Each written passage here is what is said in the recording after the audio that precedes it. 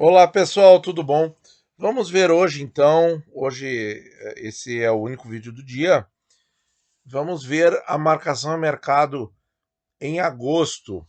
Tá? Para isso eu fui lá na tabela do Tesouro Direto, a rentabilidade acumulada no dia 31 de agosto e copiei os dados, coloquei na minha própria planilha e esse é o resultado que nós temos e acrescentei algumas informações. Bom, pessoal, mês de agosto foi um mês positivo na marcação a mercado, porque a maior parte dos títulos sofreu redução na taxa, e a redução na taxa faz um efeito matemático de aumento do preço, porque o valor futuro trazido ao valor presente a uma taxa menor faz com que o valor presente tenha que ser maior para chegar no mesmo resultado lá no final. Então ocorre uma valorização dos títulos. E quanto mais tempo eles têm para o vencimento, mais intensa é essa valorização, como a gente consegue ver aqui no gráfico dos prefixados comuns, prefixados principais, digamos assim. Então vejo que conforme aumenta o prazo, cada vértice aqui é um prefixado, o lucro aumenta. Eu coloquei aqui para a gente ter uma noção da queda da taxa, somente a taxa no dia 1º de agosto daqueles títulos que estão em negociação. E a queda aí é superior a 0,60%. Então tá muito interessante esse efeito de marcação a mercado. Então, regra atendida. Taxa caiu, preço subiu, rentabilidade subiu. Rentabilidade dos últimos 30 dias, 1º a 31 de agosto. E prazo curto, pouco tempo para trazer a valor presente, porque o título já está muito próximo do vencimento, pouco ganho de marcação a mercado. Prazo mais longo, prefixado 29, maior ganho. Tudo dentro das regras. Tesouro com juros, tesouro pré com juros. E aí vamos acabar vendo aqui a tabelinha do Tesouro Selic junto. Temos apenas um título em negociação, o mais longo, e ele deu uma boa recuperada. Aliás, ele saiu aí em julho, algum dia de julho, ele estava a R$ 811. Ele passou de 10% de ganho de marcação a mercado nos últimos dias. Então, sim, é um papel que dá para usar para marcação a mercado, o pré com juros. Dá para usar. Não sei se é o melhor, aliás, não é o 45, vai pensar 45, mas com prefixado, digamos assim, você não está perdendo nada se vendê-lo antes do prazo. Ao passo que um tesouro IPCA você está perdendo a garantia de uma rentabilidade real contra a inflação. Né? Muito bem. Mesma coisa, prazo aumenta, rentabilidade aumenta. Qual foi a magnitude da queda da taxa? 61, 0,61% no pré-33 com juros. Então, toda a curva, e aqui a curva ela é bem distribuída, de 2 em 2 anos, olha aqui. Já nos prefixados a curva é um pouco assimétrica, porque o pré-29 fica mais longe de todos eles, mas aqui a curva é bem igualzinha, bem legal de ver esse efeito. Tesouro Selic. Bom, Tesouro Selic teve aí o Selic 25, ó, ele teve uma reduçãozinha nessa taxa, e o Selic 27, se não me engano, teve um aumento. De novo nas frações aqui, mas mudou um pouquinho a rentabilidade, puxou um pouquinho mais para o 25 e tirou um pouquinho do 27, como vocês veem aqui na diferença de 0,07%. É muito pouquinho, né, para a gente se preocupar e perder tempo, né? Então vamos lá para o IPCA principal. Aqui o IPCA principal teve uma coisa bastante interessante. O IPCA 26 rendeu, ficou no mesmo, ó, ficou na mesma taxa. Ele rendeu praticamente a inflação do período. Ué, mas não teve deflação no mês de agosto? Bom, ainda não fechou.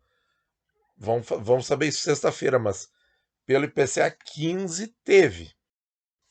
Mas aqui, ó, rendeu 0,63, mantendo a taxa em 5,89.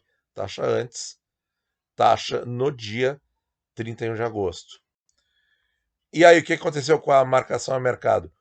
Os pertinhos aqui do vencimento, 24 e 26, rendendo ali um pouquinho.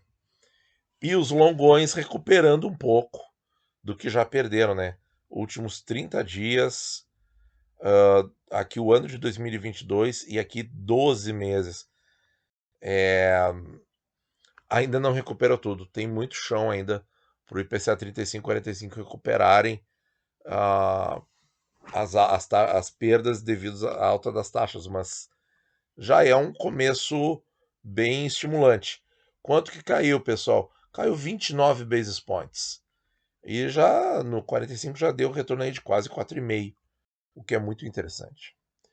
E os IPCAs com juros, pessoal? Aqui nós temos uma curva bem longa, claro, com uma inclinação boa, mas com algumas assimetrias.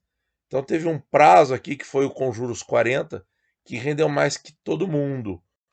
Provavelmente por essa dinâmica da taxa, ele deve ter tido a maior queda proporcional. Deixa eu ver aqui, caiu 26, aqui caiu 19 mais 9, aqui caiu 28 basis points. Então tá aí, ó. Ele teve a maior queda proporcional, o 32 caiu 11 basis points, mas todos com uma rentabilidade positiva. E agora, pessoal, ganho de marcação a mercado em todos os títulos.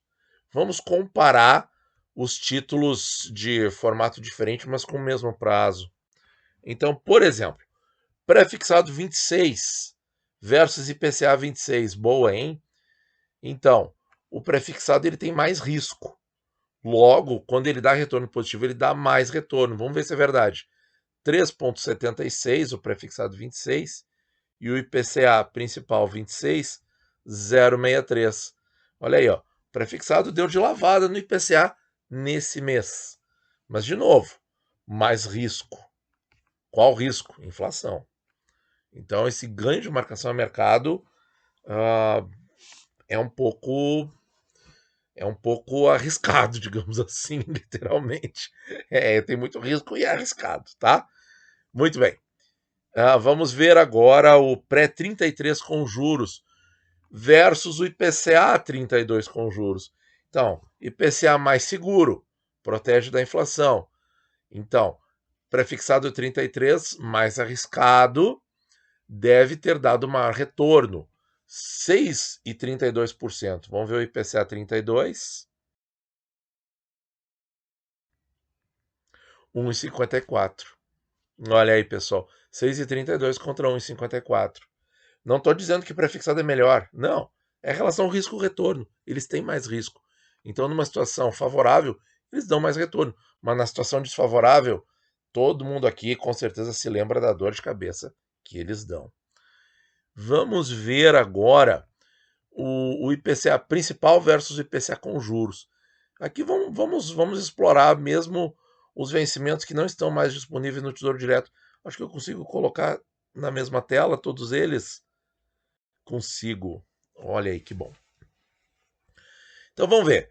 O IPCA com juros, pessoal, ele é mais seguro, teoricamente, do que o IPCA principal, porque ele paga juros de 6 em 6 meses.